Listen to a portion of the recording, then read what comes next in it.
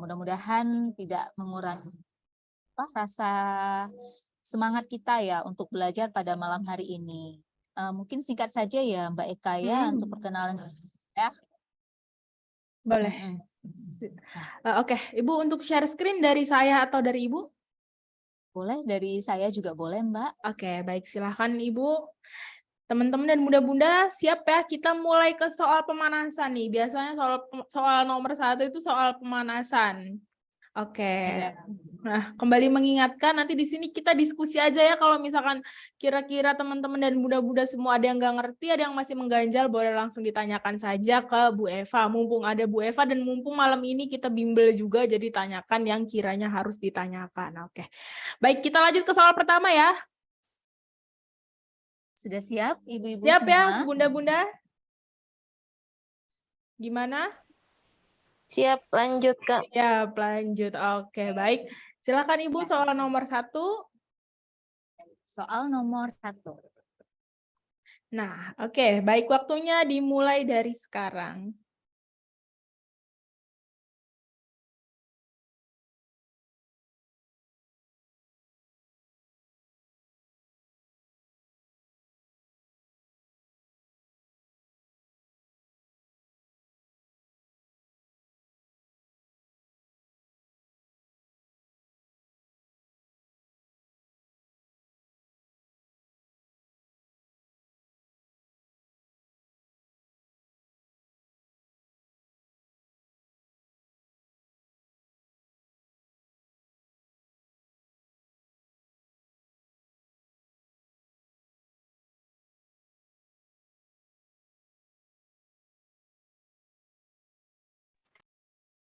Oke, baik, waktunya sebentar lagi. Kira-kira nomor 1 jawaban yang paling tepat yang mana nih menurut bunda-bunda?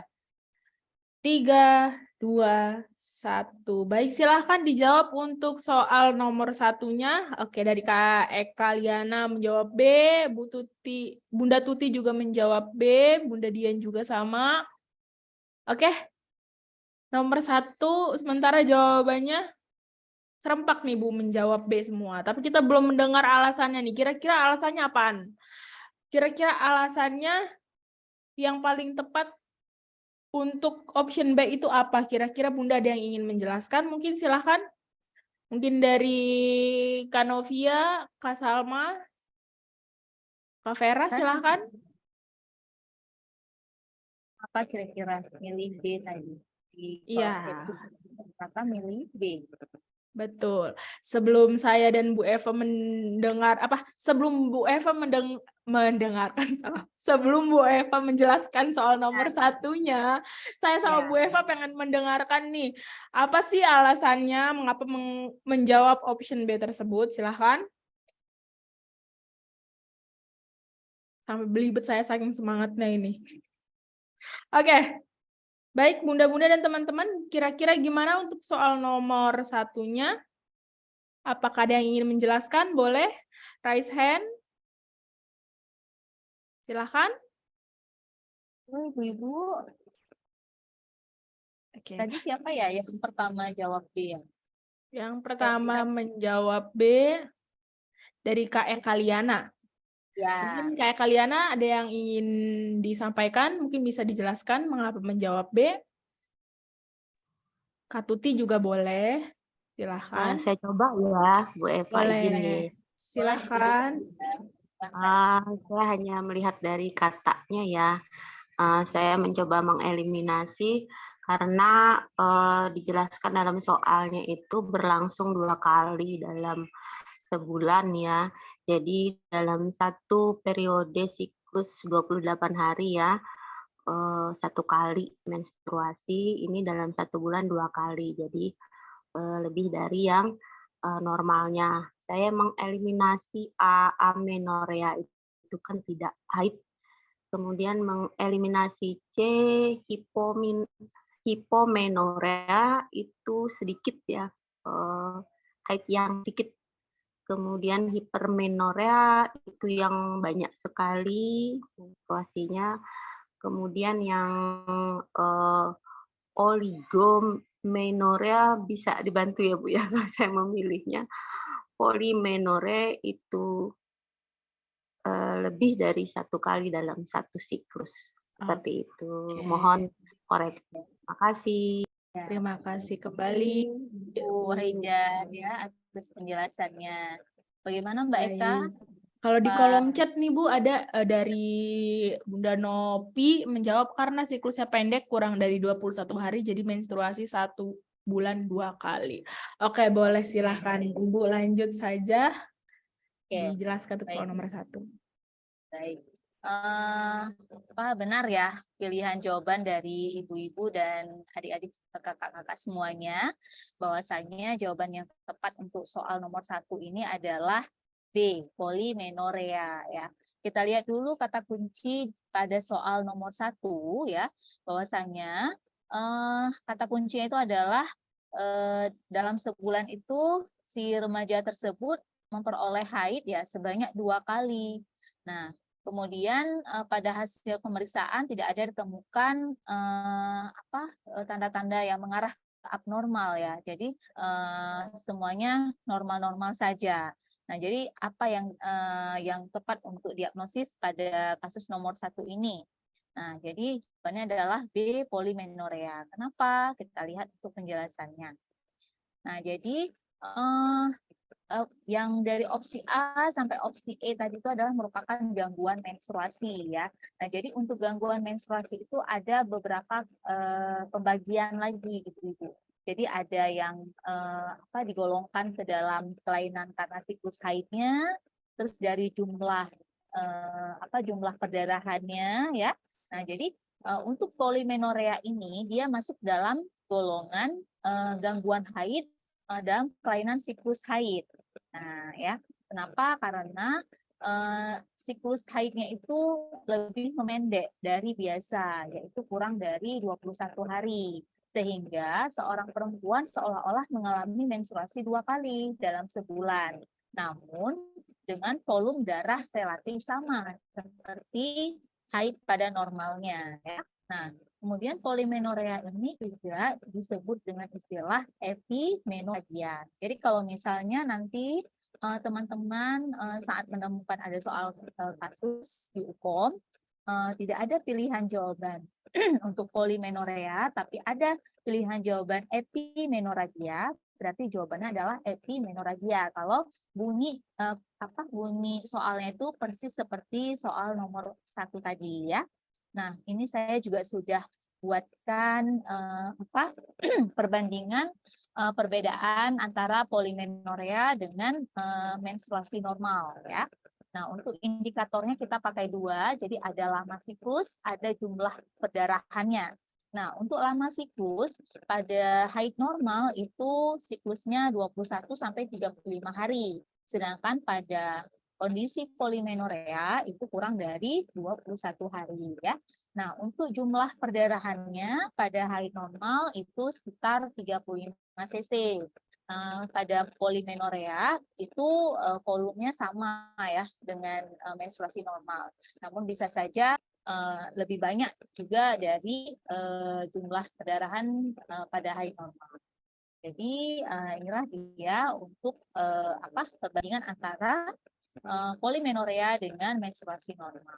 Nah, ini juga saya sudah buatkan kenapa pilihan opsi lain itu kurang tepat ya, karena sama seperti yang disampaikan oleh Ibu Wahidah ya, bahwasanya opsi A itu kurang tepat dikarenakan amenorrea itu sudah jelas tidak haid ya.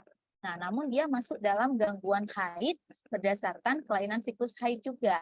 Nah, ya. Nah, tadi polimenorea juga masuk dalam klasifikasi gangguan haid berdasarkan kelainan siklus haid. Kemudian untuk opsi C itu juga kurang tepat dikarenakan kondisi hipomenorea merupakan gangguan haid yang digolongkan dalam kelainan jumlah atau banyaknya darah haid dan lamanya perdarahan haid. Untuk opsi D juga kurang tepat dikarenakan hipomenorea ini kebalikan dari hipermenorea ya. Nah, dia sama masuk dalam klasifikasi gangguan haid dalam kelainan jumlah atau banyaknya darah haid dan lamanya perdarahan haid.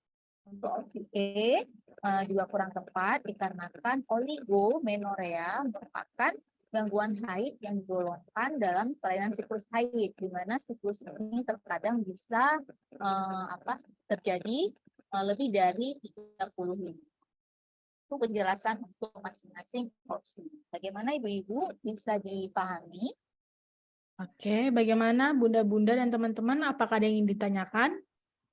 Saya mau tanya Ibu. Boleh, silakan. Kadang-kadang kan gini Bu, kita kan sudah mau profesi.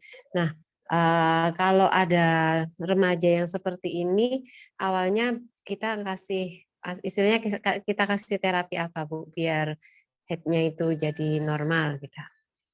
Oke, bagus ya pertanyaan Ibu Tuti ya. Nah, jadi biasanya Bu, kalau kayak tadi ya, misalnya kondisinya kan polimenorea.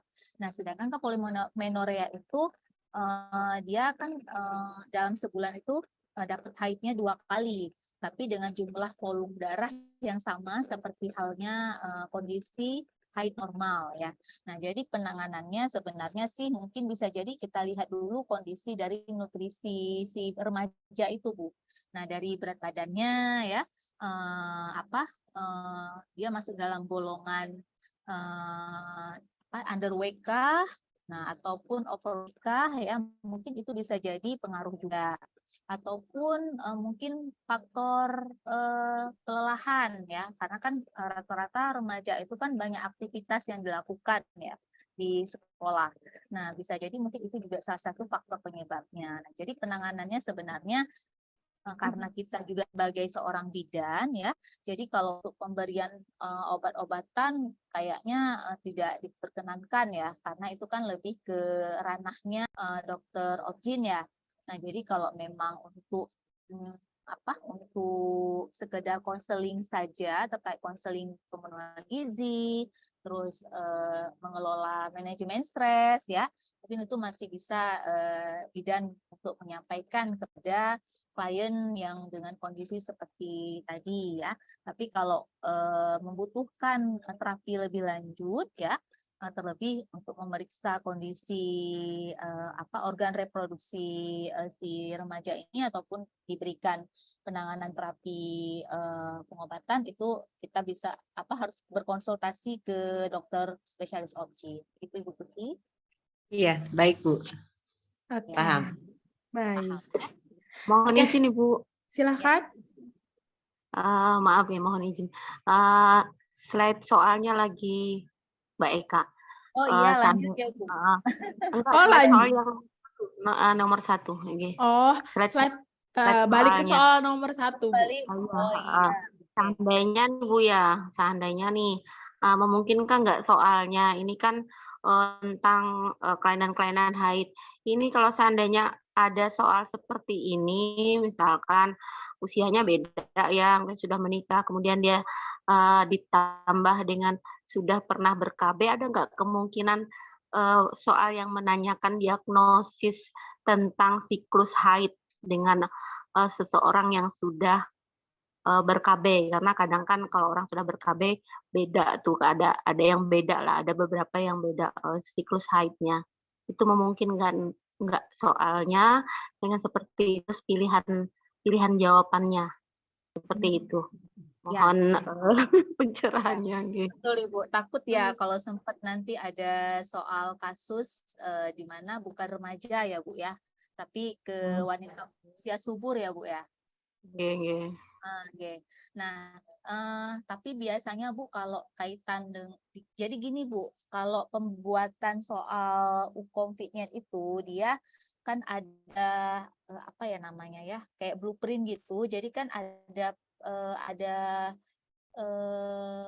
ketentuan-ketentuannya Bu. Jadi nggak bisa dalam satu soal itu memuat tentang cash pro, terus ada KB-nya gitu. Nah, jadi pastinya kalau cash pro pasti ke cash pro-nya. Tapi kalau misalnya ranahnya memang KB, pasti opsinya itu lebih ke KB gitu, Bu. Nah, jadi efek samping kah yang ditanyakan. Jadi yang ditanya nanti bukan tentang diagnosis di siklus haid ya Bu ya. Betul, bukan. Ya, paham. Terima kasih Bu pencerahannya. Bu Aida. Oke, baik. Gimana Bunda-Bunda? Apakah ada yang ingin diskusikan lagi sebelum kita lanjut ke soal nomor 2? Bu, izin bertanya. Silakan Bu Nurlaili. Silakan Izin Ibu. bertanya. Saya ingin menanyakan penyebabnya polimenoragia ini, apakah hipertiroid atau autoimun juga bisa menjadi salah satu penyebab ya Bu? Nggih. Itu aja penyebabnya macam-macam Ya. yang bisa mencetus jadi polimenorea ini loh. Nggih, terima kasih. Assalamualaikum. Waalaikumsalam. Silakan Ya. Ibu. Ya, sebenarnya kalau kita melihat kelainan dari gangguan haid ini memang ada hubungannya ya sama hormon ya. Nah, jadi biasanya Bu kalau misalnya kita mau mengecek lebih lanjut ya penyebab gangguan haid yang dialami oleh seorang perempuan ini ya, kenapa? Nah, selain dari temuan hasil yang masa seperti berat badan, terus juga kondisi fisik yang lainnya ya, misalnya normal-normal aja, tapi kalau untuk pemeriksaan autoimun itu kan perlu kolaborasi ya Bu ya, supaya kita bisa tahu bahwasanya pasien ini mengalami gangguan haid apakah karena gangguan faktor hormonal atau ada penyakit penyerta lain pada tubuhnya gitu sehingga mengakibatkan terjadinya gangguan haid ini. Jadi memang perlu ada kolaborasi Bu dengan spesialis obgyn, tapi tidak menutup kemungkinan gangguan haid ini memang bisa jadi sebenarnya sebagian besar diakibatkan karena faktor hormonal Ibu. Gitu. Oke. Gimana Bunda Nurlaili? Nggih, terima kasih. Ya. Oke, baik, terima kasih. Keren banget nih nomor 1. Seneng kalau misalkan banyak didiskusikan ya Bu ya. Oke, gimana? Untuk soal nomor 1, apakah sudah jelas dan kita lanjut ke soal nomor 2 atau gimana? Lanjut ya ke soal nomor 2, Bunda-Bunda dan teman-teman. Lanjut Bu. Lanjut. Bu. Oke, baik, lanjut. Silakan Ibu soal nomor 2-nya. Soal nomor 2. Silakan. Oke, baik. Waktunya masih sama 1 menit dimulai dari sekarang.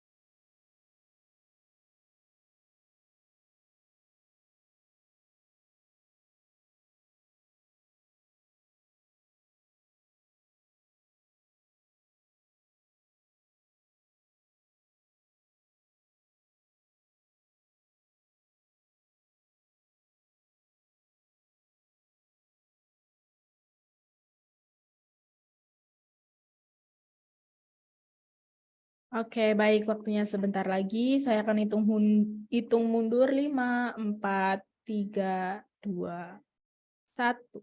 Baik, silakan dijawab untuk soal nomor 2-nya dan juga jangan lupa disertakan dengan alasannya. Wih, keren-keren banget nih bunda-bunda semua nih. Kompak-kompak.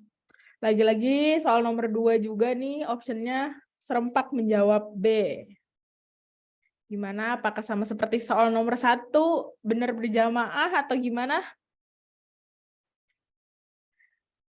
Baik, silakan. Apakah ada yang ingin memberikan alasan? Mungkin dari Bunda Mulyati, boleh. Bunda Rahmatiah, boleh. Silakan. Bunda Dewa juga boleh.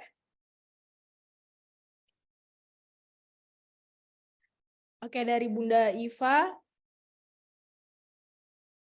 Menjawab B pastinya. Alasan pilih B karena tidak haid 2 bulan, maka dipastikan dengan tes plano tes. Oke. Tahan dulu. Kalau dari Kak Eka Liana, di soal tidak dicantumkan hasil plano tes, terlebih dulu cek hamil dulu, baru langkah selanjutnya dilibatkan orang tua. Oke, baik. Apakah ada yang ingin menjelaskan melalui mic? Atau kita langsung lanjut saja nih ke penjelasan dari Bu Eva? Gimana bunda-bunda semua? Apakah ada lagi? Silahkan. Izin ya, Bu Eva. Boleh, silahkan. Eh, saya menjawab B karena belum disampaikan di soal untuk melakukan planotes walaupun telah dinyatakan 2 bulan tidak menstruasi. Saya menjawab B, melakukan planotes. Saya mengeliminasi A karena melakukan kuretase tidak diperbolehkan ya untuk kita, bidan. Saya mengeliminasi C, merujuk ke rumah sakit. Ke rumah sakit dengan alasan apa harus ada ya. Kemudian mengeliminasi D, melapor kepada pamannya ke polisi, dan mengeliminasi E, memberitahukan kepada ibunya karena informasi ini cukup untuk kita karena ada kewajiban kita terhadap tugas bidan. Mohon koreksi. Terima kasih. Oke, baik. Terima kasih Bunda Wahidah. Oke, gimana Ibu kira-kira? Silahkan. Oke ya. Lagi-lagi pilihan jawabannya sama seperti soal nomor 1 tadi ya. Iya, B, ya. betul. Ya. Nah, kita lihat dulu untuk kata kunci di soal nomor 2 ini ya. Nah, seorang remaja datang ke TPMB, dia menangis dan mengeluh dia telah diperkosa oleh pamannya. Kemudian dari hasil anamnesis yang menjurus ke tindakan yang harus kita lakukan segera itu ya apa? Di mana diperoleh tidak haid ya, sudah 2 bulan. Nah, kemudian tindakan apa gitu yang harus dilakukan bidan. Nah, dari opsi A sampai E, jadi jawaban yang paling tepat itu adalah B, betul ya, melakukan planotes karena dari dari penyampaian si remaja tadi ya yang membuat si bidan ini untuk menegakkan diagnosa, jadi dia harus melakukan planotes untuk memastikan si remaja ini hamil atau tidak ya, supaya bidan ini bisa melakukan tindakan selanjutnya setelah pemeriksaan dari planotes ini ya. Nah, ini juga kenapa berdasarkan Kemenkes ibu-ibu sesuai tadi yang disampaikan oleh Ibu siapa tadi ya yang jawab, karena itu Ibu merupakan Wahidah. ya Ibu Wahidah karena merupakan kewajiban bidan ya. Sudah termaktub di dalam Kemenkes RI nomor 320 tahun 2020 tentang standar profesi bidan yang menyatakan pada lingkup asuhan kebidanan dengan sasaran remaja korban kekerasan fisik dan seksual perlu adanya tata laksana melalui analisis sosial terkait kondisi atau masalah sosial yang berorientasi keadilan bagi sasaran rentan. Nah, jadi remaja ini kan masuk dalam sasaran rentan ya. Nah, makanya bidan itu wajib berlaku adil terhadap si remaja ini. Jadi bukannya malah memojokkan memojokkan si remaja tersebut ya. Nah, jadi langkah-langkahnya ini ibu-ibu. Nah, jadi nanti kalau ibu punya dapat soal kasus hukum seperti ini, jadi ada prioritinya ya dari A, B, C, dan D. Nah, kalau untuk soal yang tadi yang seperti Ibu lihat di soal nomor 2, pastinya harus melakukan pemeriksaan kehamilan dulu ya pada korban perkosaan ini. Nah, jadi sudah benar jawabannya tadi B ya. Kemudian setelah kita periksa, kita tahu hasilnya apa, lalu kita membuat catatan hasil pemeriksaan fisik. Kemudian langkah selanjutnya, memberikan informasi pada korban bahwa dirinya adalah korban yang memiliki hak untuk memperoleh layanan psikologis, kesehatan, rumah aman, dan perlindungan hukum. Dan step terakhir adalah memberikan informasi pada korban untuk mengakses P2TP 2A yang bertujuan untuk memperoleh pertolongan pertama dan menentukan langkah-langkah berikutnya. Nah, jadi kalau ada kemungkinan ingin melaporkan si tersangka itu harus melalui ini dulu ya. Jadi nanti dia akan membantu si remaja tersebut untuk memproses kasusnya tersebut. Begitu. Bagaimana Ibu-Ibu bisa dipahami? Oke, gimana Bunda-Bunda dan teman-teman? Apakah ada yang ingin didiskusikan untuk soal nomor 2 ini? Apakah sudah paham? Jawabannya yang B ya, Bu ya. Oke, dari Kak Eka Liana, Ibu ada soal tryout kemarin, ada remaja hamil ingin menggugurkan kandungannya. Sikap apa yang dilakukan oleh bidan? Saya kemarin jawab, bidan menolaknya. Betul ya, Bu ya? Seperti itu. Ya, Oke. untuk opsinya apa aja, Ibu Eka? Pilihannya apa aja seingat Ibu selain menolak? Udah lupa, Ibu. Oh, udah lupa ya. Oke, baik. Tapi itu masuk kalau seandainya bunyinya itu apa si remaja itu meminta bidan untuk melakukan pengguguran kandungan ya. Nah, jadi benar pilihannya adalah bidan berhak menolak ya, karena itu masuk dalam hak bidan. Karena kan Iya. ada hak bidan, ada kewajiban bidan ya. Nah, jadi itu masuk dalam hak bidan. Jadi bidan berhak menolak sesuatu yang mengarah ke malpraktik begitu. Oke. Baik, terima kasih Bu Eva atas pembahasannya di soal nomor 2 ini. Gimana teman-teman dan bunda-bunda semua, apakah sudah paham atau ada yang ingin ditanyakan lagi sebelum kita lanjut ke soal nomor 3?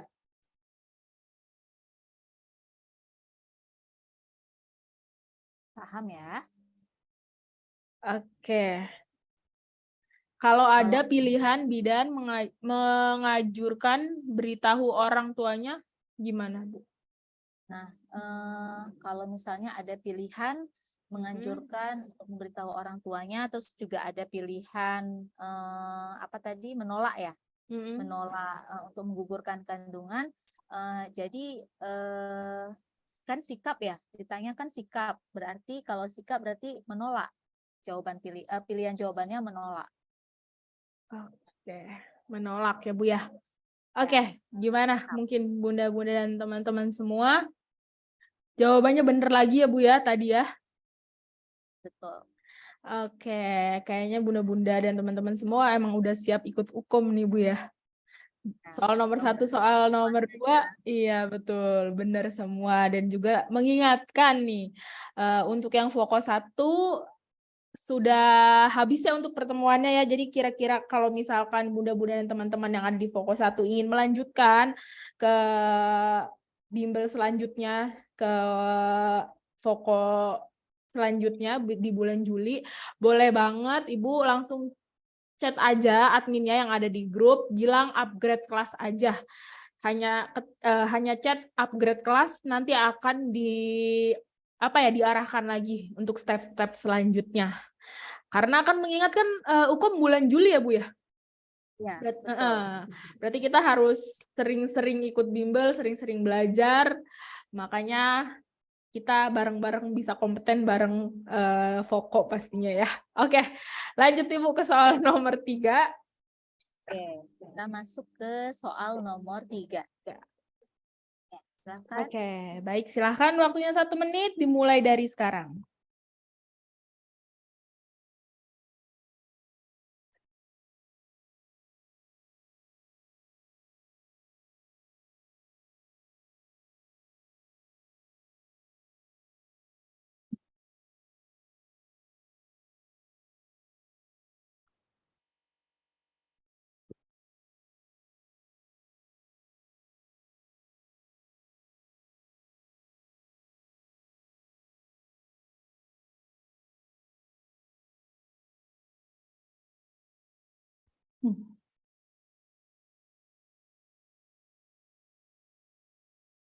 Oke, baik, waktunya sebentar lagi. Cermati kata kuncinya ya Bu Eva ya. Kira-kira soal nomor 3 ini option A sampai E mana jawaban yang paling tepat menurut bunda-bunda semua. Waktunya 5, 4, 3, 2. Ya, silahkan dijawab beserta dengan alasannya. Oke, jawabannya beda nih. Ada yang menjawab E, ada yang menjawab D, ada yang menjawab B. Kira-kira apakah ada yang ingin memberikan alasan?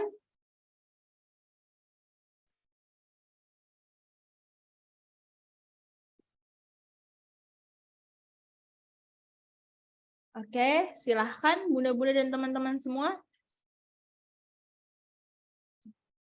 B, D, dan E.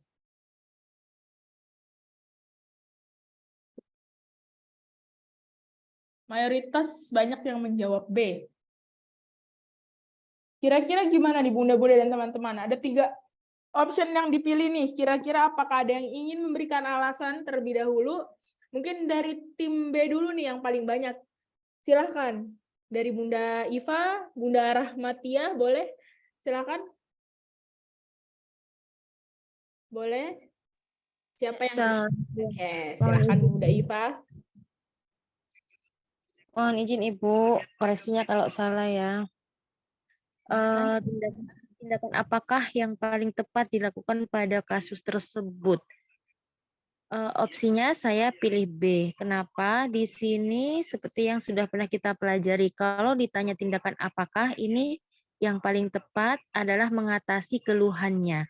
Keluhannya adalah haid 15 hari, hasil anamnese ganti pembalut 3 kali per hari, dan darah menggumpal. Nah, saya mengeliminasi melakukan konseling gizi karena kayaknya sebenarnya betul sih, tapi karena yang paling tepat. Darah menggumpal ini saya pikir kan sudah lebih banyak mengeluarkan sel darah merahnya ya, nah ini ya. Kemudian yang A sudah dieliminasi, yang C ini memberikan edukasi personal hygiene sepertinya masih kurang pas, bisa juga sih tapi kurang pas. Yang D melakukan konsultasi dengan dokter SPOG. Bisa juga, tapi saya kok merasa kurang pas ya Bu, terlalu jauh melangkahnya kayaknya. Yang paling tepat yang harus kita lakukan terlebih dahulu kan. Kemudian yang E mengecek ulang keluhan pada siklus menstruasi berikutnya. Masih menunggu menstruasi berikutnya, jadi masih agak jauh ini. Langkah pertama adalah memberikan suplemen Fe dulu untuk mengatasi kondisi pada apa ini yang perempuan umur 16 tahun ini. Itu sih Bu pilihan saya. Entah Oke. teman-teman lain ya. Terima kasih. Oke, baik. Terima kasih Bunda Iva atas alasannya di option B ini. Oke, baik. Yang lain mungkin ada alasan lain mengapa menjawab option tersebut? Kalau tadi Bunda Iva dari option B, mungkin dari yang D nih, ada Bunda Dewa, boleh silakan. Ada Bunda Endang juga. Bunda Ita, boleh silakan. Iya, Ibu. Silakan, Ibu. Atau kita langsung lanjut saja, mungkin karena ada 3 jawaban dan mungkin cukup membuat galau, silahkan mungkin Bu Eva membantu kegalauan Bunda-Bunda dan kakak-kakak serta teman-teman semua. Silahkan Bunda.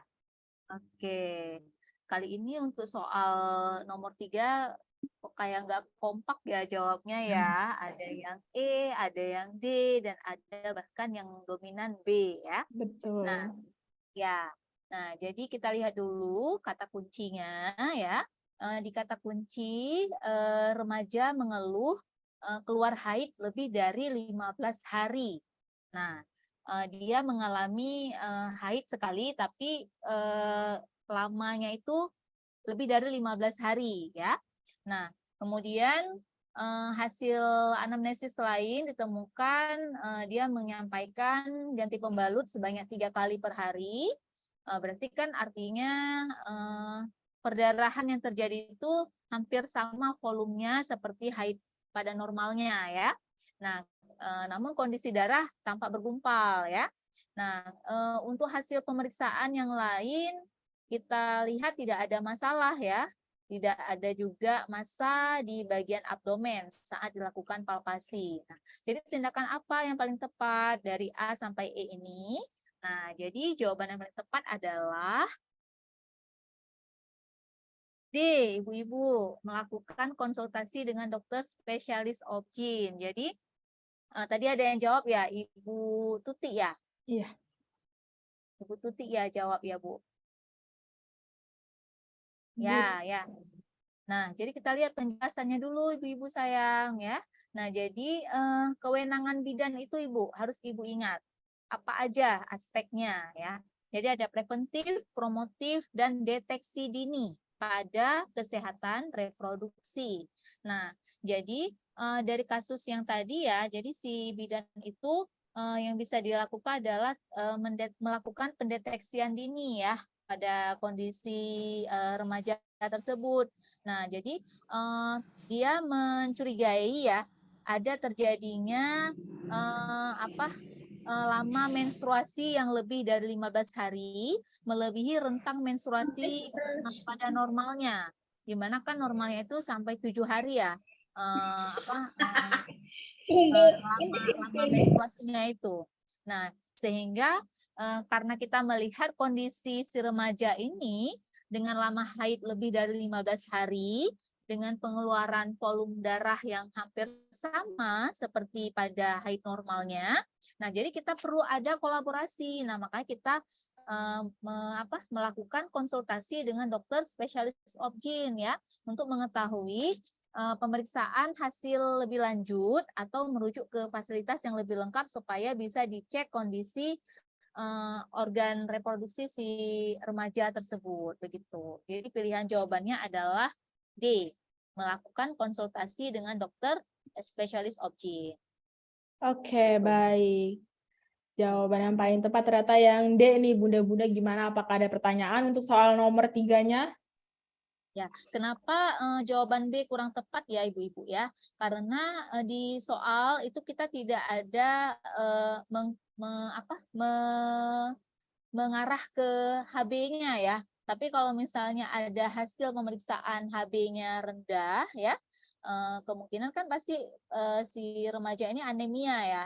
Nah, jadi boleh kita tindakan kita itu memberikan suplemen Fe kalau ada hasil pemeriksaan yang ada HB-nya gitu. Tapi kalau di soal tidak ada terkait HB, terus konjungtivanya juga nggak pucat ya. Jadi kita harus lebih ke apa sih tindakan yang sesuai dengan kasus si remaja ini yang di mana lama haidnya itu lebih dari 15 hari, melebihi dari rentang haid normal pada umumnya. Tuh. Oke. Baik, gimana Bunda-Bunda dan teman-teman? Apakah ada yang ingin ditanyakan untuk soal nomor 3 atau kita lanjut ke soal nomor 4? Silahkan. Lanjut. Oke, baik, lanjut. Oke, silahkan. Soal nomor 4, silakan Ibu. Oke, waktunya dimulai dari sekarang.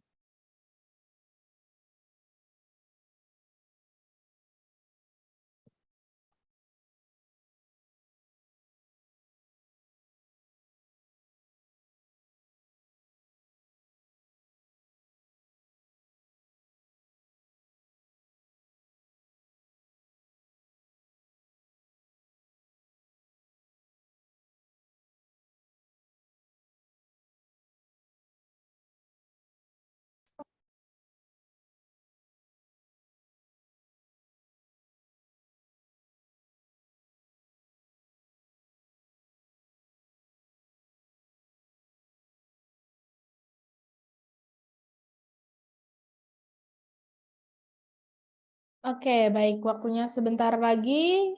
5, 4, 3, 2, 1. Baik, silahkan dijawab untuk soal nomor 4-nya. Oke, D. Oke, sejauh ini masih banyak yang menjawab D. 1 jawaban. Kira-kira ada jawaban lain kah?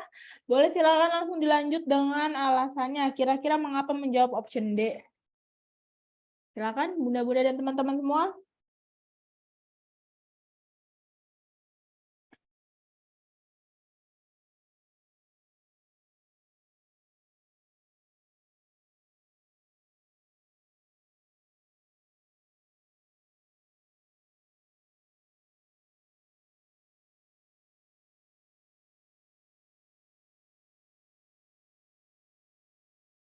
Oke, ada yang nyelip nih dari Bunda Iva menjawab E.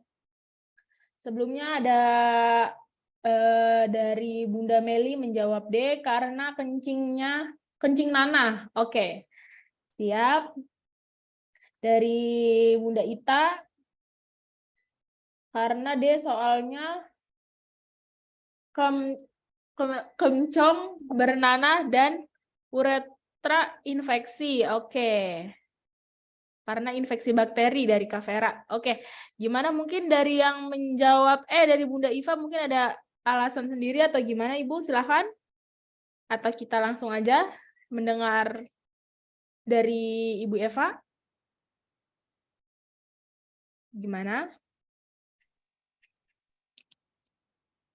Oke, baik silakan Bunda Eva. Terima kasih sebelumnya buat kakak-kakak dan bunda-bunda semua yang memberikan alasan di kolom chat. Silakan Bunda Eva. Ya, oke.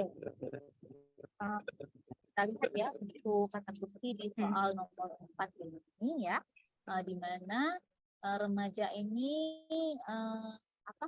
sepertinya mengarah ke tanda-tanda infeksi menular seksual ya, dengan hasil yang dikeluhkan adalah keluar nanah saat buang air kecil sejak 5 hari yang lalu. Nah, ini harus kita ingat selalu ya Ibu-ibu ya. Kalau kencing nanah itu berarti apa ya? Makanya Ibu-ibu harus tahu tanda dan gejala dari masing-masing IMS dari opsi ini ya. Nah, kemudian kita lihat lagi dari hasil anamnesis lainnya, si remaja mengalami demam ya dengan suhu 38,5 derajat Celcius, artinya ini sudah terjadi infeksi ya.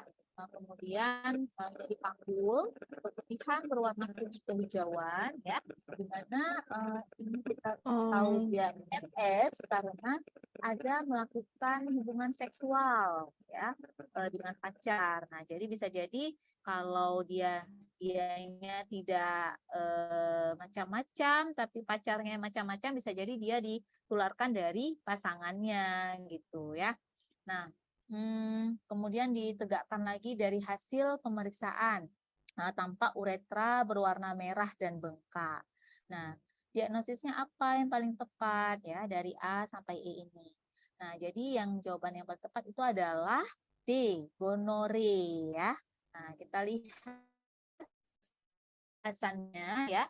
Nah, jadi harus ingat ya ibu-ibu ya, gonore ini istilah awamnya apa? Istilah awamnya adalah kencing nanah ya, kencing nanah. Istilah awam untuk si gonore ini. Nah, di mana dia merupakan infeksi menular seksual yang disebabkan oleh bakteri Neisseria gonorrhoeae. Bakteri ini dapat menyebar ke bagian tubuh lain melalui aliran darah. Nah, untuk masa inkubasinya itu berkisar antara 3 sampai 5 hari pasca si seseorang itu sudah terinfeksi gitu. Jadi masa inkubasi bakteri ini ya, Neisseria gonorrhoeae ini masuk dalam tubuh itu berkisar antara 3 sampai 5 hari pasca infeksi. Nah, kita lihat tanda gejala gonorrhoeae pada perempuan apa aja. Nah, keputihan berwarna kuning kehijauan, gatal dan berbau. Nah, tadi di soal ada kan ibu-ibu, tapi rata-rata memang kalau IMS itu pasti ada mengarah ke keputihan abnormal ya. Kemudian keluar darah dari vagina pasca koitus ya. Kemudian nyeri saat buang air kecil atau disuria, bahkan disertai pus ya, pengeluaran nanah. Nah, tadi kencing nanah. Kemudian poliuria ya, terus nyeri saat senggama ya. Kemudian nyeri panggul, dan pada pemeriksaan inspeksi tampak uretra berwarna merah dan bengkak. Nah, jadi dari tanda gonorrhea ini sudah sangat sesuai dengan apa bunyi dari soal kasus nomor 4 tadi. Bagaimana Ibu-ibu, bisa dipahami? Bagaimana bunda-bunda dan teman-teman semua, apakah bisa dipahami? Apakah ada yang ingin didiskusikan? Boleh silahkan. Bunda Iva, paham. Oke, ya, Bunda Iva baik. jangan bingung ya Bunda Iva. Jadi artinya gonore ini pasti dia kencing nanah gitu ya. Dia identik dengan kencing nanah gitu. Kalau sifilis dia kadang tidak memang nggak ada kencing disertai nanah gitu. Karena gonore ini adalah kata awam istilah awamnya adalah kencing nanah. Oke, baik. Gimana dari bunda-bunda semua? Apakah ada yang ingin ditanyakan? Lanjut ya kita atau gimana? Lanjut. Oke, baik. Lanjut. Kita lanjut ke soal nomor 5. Silahkan Ibu soal nomor 5-nya. Silakan Ibu. Oke, waktunya masih sama ya. 1 menit dimulai dari sekarang.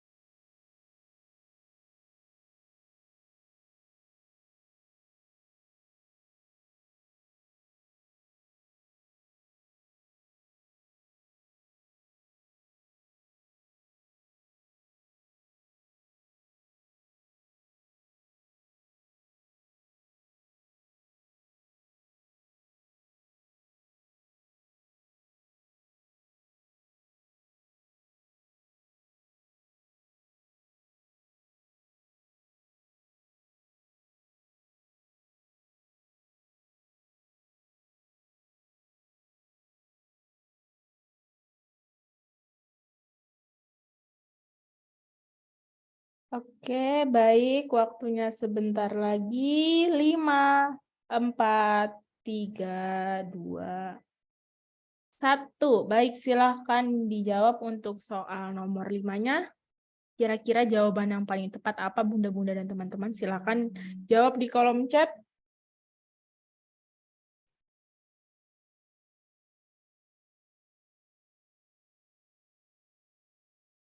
Oke,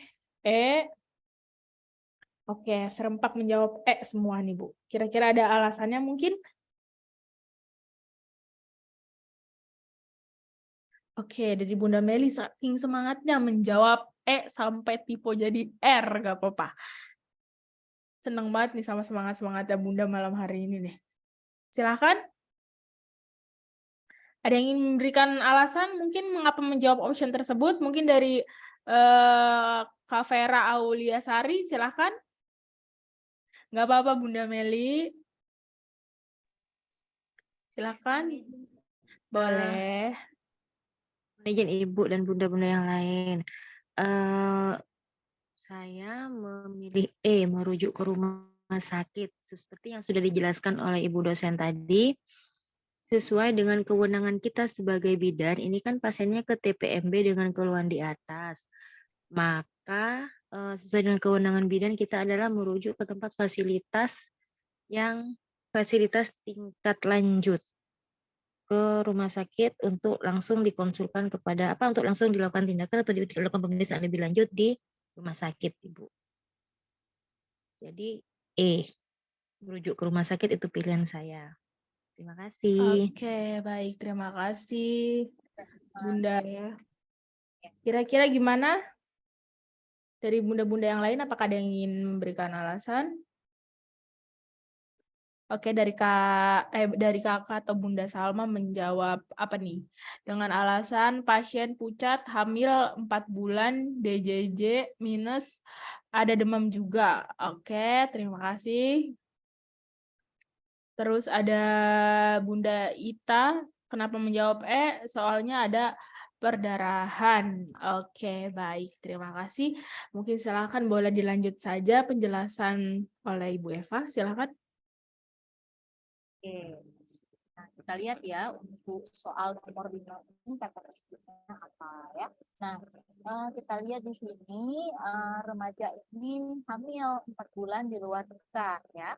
Kemudian hasil anamnesis lain mengalami perdarahan sejak dini hari dan ternyata akibat meminum air rendaman rumput Fatimah. Nah, sedangkan kita tahu ya air rendaman rumput Fatimah ini memang bisa meningkatkan oksitosin ya, karena dia memang mengandung senyawa yang memang bisa meningkatkan kontraksi uterus, tapi belum ada literatur terkini terkait berapa miligram rumput Fatimah yang dibutuhkan untuk memunculkan kontraksi ya. Ini kalau misalnya ada yang menggunakan untuk ibu-ibu infartu ya, sangat tidak disarankan.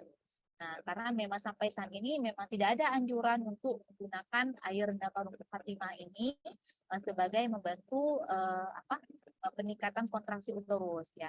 Nah, mungkin kenapa si remaja ini minum air rendaman rumput Fatimah ini bisa jadi dia mengetahui bahwasanya dengan terjadinya kontraksi uterus ini kan akan mengeluarkan hasil konsepsi tadi ya, yang berupa janin itu. Nah, makanya di sini dia mencoba menggugurkan kandungannya ya dengan meminum air rendaman rumput Fatimah ini. Nah, dari hasil pemeriksaan lain bidan juga melihat si remaja ini sudah tampak pucat, artinya perdarahan yang dialami itu pastinya banyak ya, sehingga mengakibatkan si remaja ini selain pucat bisa jadi juga anemis ya. Kemudian tekanan darahnya juga sudah hipotensi dengan nadinya juga takikardi ya. Kemudian diperiksa di JJ-nya juga tidak terdengar lagi ya. Nah, artinya bisa jadi mungkin sudah meninggal janin di dalam kandungan. Nah, jadi tindakan apa yang paling tepat dengan hasil yang sudah si bidan peroleh ini ya dari temuan ini? Nah, jadi jawaban yang paling tepat itu adalah E, benar ya, merujuk ke rumah sakit segera supaya dapat ditolong segera si remaja ini supaya tidak kehilangan nyawa ya. Nah, kemudian juga bisa dilakukan kualitasnya kalau memang bayi dalam kandungannya sudah meninggal ya, karena tadi dari hasil DJJ sudah tidak ada lagi. Nah, ini juga benar yang disampaikan oleh Bunda ya, Bunda Iva tadi ya, bahwasanya kalau merujuk pada Kemenkes RI nomor 320 tahun 2020 tentang standar profesi bidan ya, pada poin penjabaran kompetensi bidan dalam kaitannya dengan etik legal dan keselamatan klien. Nah, maka bidan mampu mengutamakan keselamatan klien di atas kepentingan pribadi dan kelompok serta sadar hukum. Artinya sadar hukum, jangan nanti si bidannya disalahkan ya karena keterlambatan merujuk. Padahal sudah tahu kondisi pasien ini harus dirujuk, harus ditangani langsung oleh Obgyn ya. Tapi karena mungkin kita nggak tahu ya, bidannya ingin mencoba memberikan penata laksana sendiri, mungkin sudah diiming-imingi uang ya oleh si remaja dan ibunya ini. Nah, makanya dia tidak melakukan rujukan. Nah, jadi tidak boleh. Jadi harus mengutamakan keselamatan klien, lalu juga dan harus sadar hukum ya supaya terhindar dari kurungan penjara dan senantiasa memenuhi ketentuan perundang-undangan yang berlaku. Jadi seperti itu untuk penjelasan soal nomor 5. Bagaimana Ibu-ibu, bisa dipahami? Oke, baik, silakan gimana dari Bunda-Bunda, apakah ada yang ingin didiskusikan untuk soal nomor 5-nya? Jawaban yang paling tepat berarti yang E ya Bu ya? Ya, betul baik Kak. Oke, gimana dari Bunda-Bunda dan kakak-kakak semua? Ada yang ingin ditanyakan? Lanjut, Kak. Oke, baik. Silakan mungkin Ibu lanjut ke soal terakhir Bu, soal nomor 6. Nah. Oke, silakan Ibu-ibu. Silakan Ibu-ibu, waktunya 1 menit dimulai dari sekarang.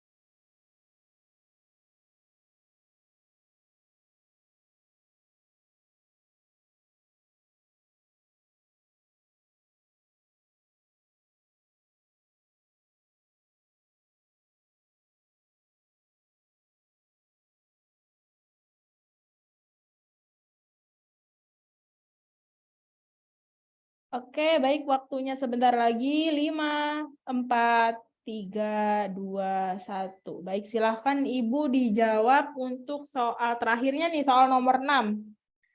Kira-kira jawabannya yang mana? Oke, ada yang menjawab A juga, sisanya menjawab D. Mungkin ada jawaban lain, silahkan.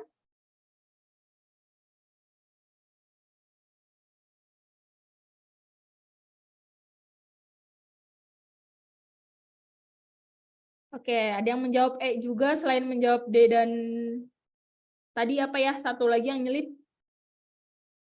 Oke, mungkin mudah-mudahan ada yang ingin menjelaskan mengapa menjawab option tersebut di soal nomor 6 ini. Kira-kira boleh kalau ada yang ingin disampaikan, Bu, saya menjawab option E karena alasannya bla bla bla bla bla. Boleh, silakan. Mungkin dari Bunda Tuti nih yang udah on mic. Ya, saya kan tadi jawab herpes simplex. Karena di sini ada gejala sakit kepala, badan pegal, demam itu ya terus disertai dengan bintik-bintik berisi cairan. Memang agak terkecoh dengan kondiloma acuminata itu kayak jengger ayam, tapi kalau itu biasanya bentuknya enggak seperti ini, enggak ada panasnya, enggak ada demamnya. Jadi saya ke arah herpes. Makasih. Oke, baik. Terima kasih dari yang menjawab Selain D mungkin? Oke, dari Bunda Iva di kolom chat saya pilih D dengan alasan di soal ada bintik-bintik kecil yang berisi cairan. Oke, baik, silakan. Mungkin Bunda-Bunda ada lagi kah? Oke. Mungkin silakan dari Bunda Eva. Terima kasih untuk Bunda-Bunda yang sudah menjawab dan menjelaskan di soal nomor 6 ini. Silakan Bunda Eva. Oke. Eh, ada yang kompa, ada yang masih memilih dengan mungkin pilihan hati nuraninya ya. Nah, nggak apa-apa karena memang itu pilihan masing-masing ya. Tapi semoga setelah nanti mendapatkan penjelasan, mudah-mudahan nanti bisa mengerti perbedaan dari diagnosis ataupun tanda dan gejala dari masing-masing infeksi menular seksual ini ya. Nah, jadi di soal nomor 6 ini kita lihat dulu kata kuncinya ya, di mana remaja ini mengeluh timbul bintil-bintil kecil. Ya, kalau disentuh terasa sakit ya di kemaluan sejak 1 bulan yang lalu. Hasil anamnesis ada sakit kepala, badan pegal, demam ya, di mana ditandai dengan suhu yang meningkat 38,5 derajat Celcius. Kemudian juga secara inspeksi ya tampak kutil kemerahan berisi cairan di sekitar introitus vagina dan anus. Nah, jadi diagnosis apa yang paling tepat sesuai keluhan, temuan yang ada di soal nomor 6 ini. Nah, jadi jawabannya adalah D ya, herpes simplex. Jadi sudah benar yang dijawab oleh Bunda Tuti ya tadi ya. Iya, betul. Ya, Bunda Tuti. Nah, kita lihat lagi pembahasannya. Nah, jadi penyebabnya itu karena virus herpes simplex tipe 2, Ibu-ibu. Nah, gejala klinisnya ya dari si virus ini ya. Oke, baik.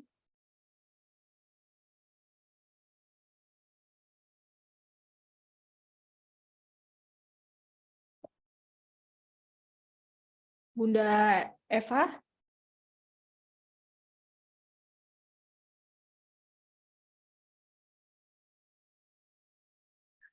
Gimana di Bunda-Bunda dan teman-teman, Bunda Eva nge-freeze ya? Ibu-ibu bisa dipahami? Oke, baik. Mohon maaf Bunda-Bunda dan teman-teman semua, tadi ada gangguan di internetnya. Gimana sekarang? Suara saya sudah terdengar jelas lagi? Jelas. Jelas, oke. Boleh Tadi dilanjutkan terdengar lagi mungkin Bu Eva? Tadi terdengar nggak Bu penjelasan dari saya? Masih Bu Eva, jelas Bu Eva. Jelas sekali Bu Oke. Eva. Ya, jadi insya Allah jangan sampai nanti terkecoh lagi ya Bu ya, antara apakah kondiloma atau herpes simplex. Oke. Ya. Biasanya Bu, kalau soal kondiloma itu dia memang kayak mana ya? Kayak menggambarkan bentuk inspeksinya itu seperti nanti ada itu seperti jengger ayam ataupun bunga kol ya di bagian organ genitalianya itu gitu. Jadi memang berbeda dengan kondisi pada herpes simplex. Oke. Ada tambahan kah dari Bu Eva? Bagaimana Ibu-ibu? Ada yang ingin tanyakan lagi? Baik, gimana dari Bunda-Bunda semua? Apakah ada yang ingin ditanyakan lagi mengenai soal nomor 6? Atau ada yang ingin didiskusikan? Silahkan. Baik, Ibu sudah mengerti, kata Bu Eka. Iya. Ibu Meli, Oke. Ibu Eva maaf mau tanya di luar soal UKOM. Oh, beliau nanya bedanya MTER dan MTR Cup ya Bu, kuliahnya bagaimana? Oke. Kemungkinan mungkin Ibu Meli mau lanjut ya Bu ya ke S2. Iya, sepertinya seperti Doakan itu ya Bu ya. Ya, mudah-mudahan ya Bu ya. Nah, sebenarnya MTEP itu Magister Kebidanan, MTR Cup itu Magister Terapan Kebidanan. Nah, jadi kenapa saya MTR Cup Bu? Karena dulu S2 saya itu dari Poltekkes, Ibu-ibu, Poltekkes Kemenkes Semarang. Nah, di mana Poltekkes itu kan lebih ke terapan ya, keluaran produknya. Nah, untuk kurikulumnya juga kami praktikumnya lebih besar persentasenya, 60 apa 70% ya, saya lupa. Dan teorinya itu lebih kecil dibandingkan praktikumnya. Kalau di terapan seperti itu, Ibu-ibu, yang saya tahu. Tapi kalau MKEP itu dia lebih ke akademik, Ibu. Nah, jadi persentase untuk kurikulum teori lebih besar dibandingkan praktikum. Nah, makanya saat saya dulu kuliah S2 di Poltekkes Semarang itu kami ada turun ke rumah sakit ya, menolong persalinan juga ibu-ibu. Nah, terus kita combine-kan dengan keilmuan terkini yang memang ada di S2 itu, di S2 S2 Magister Terapan Kebidanannya, dengan untuk menyelesaikan problem solving, misalnya kalau pada ibu bersalin dengan kecemasan ya. Nah, jadi bisa kita lakukan hypnobirthing ya. Nah, jadi beda hal dengan saat kita di dulu mungkin untuk penjelasan lebih mendalam tentang hypnobirthing, tentang komplementer yang lainnya itu nggak terlalu mendetil ya. Tapi kalau di S2 itu lebih mendetil begitu. Oke. Baik, gimana Bu Meli sudah? Oke, terima kasih atas infonya Ibu Eva katanya. Oke, baik, gimana untuk teman-teman dan bunda-bunda semua nih? Kira-kira dari soal nomor 1 sampai nomor 6, apakah ada yang ingin ditanyakan? Sebelum kita tutup bimbel kita malam hari ini dan sebelum saya memberikan informasi mengenai bimbel di bulan selanjutnya. Kira-kira gimana? Sudah cukup ya? Cukup. Mungkin Ibu ada slide berikutnya atau ada yang ingin disampaikan lagi? Oke. Sudah selesai, Mbak. Mungkin saya cuma ingin berpesan ya kepada ibu-ibu semuanya untuk terus belajar ya, jangan pernah patah semangat ya. Ibu-ibu harus yakin dan optimis bahwasanya insya Allah ibu ikut UKOM pada bulan Juli ini semuanya akan lancar-lancar saja dan nanti di hasil akhirnya semuanya lulus dengan predikat kompeten. Amin. Oke, Amin, ya Rabbal amin, amin, amin. Oke, baik. Terima kasih bunda-bunda semua. Terima kasih Bu Eva selaku dosen pemateri kita pada malam hari ini. Terima kasih juga untuk bunda-bunda dan kakak-kakak semua pastinya yang semangat banget nih pada malam hari ini mengikuti bimbel. Saya memberikan informasi lagi untuk bimbel selanjutnya. Untuk bimbel nanti nih yang di bulan selanjutnya, bunda-bunda dan teman-teman boleh banget langsung ngechat adminnya aja yang ada di grup, bilang, Mas, saya bilang upgrade kelas, dan nanti akan diarahkan lagi bagaimana step selanjutnya. Oke, karena mengingatkan yang tadi saya sudah bilang, UKOM akan dilaksanakan yang paling dekat itu di bulan Juli, jadi kita harus bimbel belajar bareng kayak gini kan mungkin bisa cepat masuk ya Bu Eva ya. Bisa ditanyain juga ke dosennya kalau misalkan ada yang ingin ditanyakan atau yang masih belum jelas. Jadi boleh banget mungkin dari bunda-bunda yang di Fokus 1 nih, yang pada hari ini terakhir mungkin mau lanjut lagi ke bimbel di periode selanjutnya, boleh banget langsung aja chat adminnya, bilang upgrade kelas. Nanti akan dibalas sama adminnya, nanti diarahkan juga sama adminnya bagaimana step selanjutnya gitu. Untuk harga dan lain-lainnya nanti akan diinfokan juga melalui chat admin tersebut. Nanti bunda-bunda dan teman-teman hanya bilang upgrade kelas saja, nanti akan diberikan arahan sama adminnya. Oke, baik. Terima kasih. Sebelumnya saya ingin memberikan link absennya terlebih dahulu. Oke. Baik, silakan diisi dulu link absensinya. Terima kasih sekali lagi kepada Bu Eva untuk malam hari ini. Mohon maaf bila ada salah-salah kata. Assalamualaikum warahmatullahi wabarakatuh. Makasih Bu Eva. Oh ya. Baik. Terima kasih Mbak Eka dan ibu-ibu Terima yang lain. kasih.